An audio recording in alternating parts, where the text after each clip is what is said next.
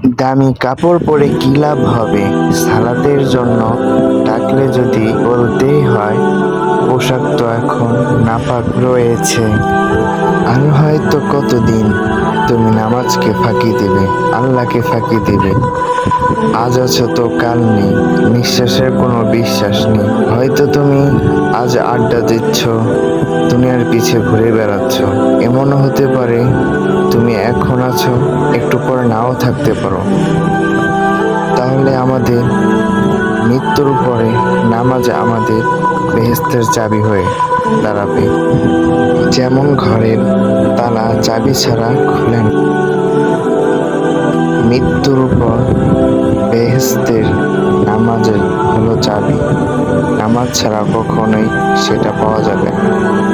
তাহলে আমাদের বেহেস্তে পেতে হলে নামাজ পড়তে হবে, কারণ নামাজই হলো বেহেস্তের চাবি। আমরা যারা নামাজ পড়ি না, আল্লাহ তাআলা সবাইকে নামাজ পড়ান।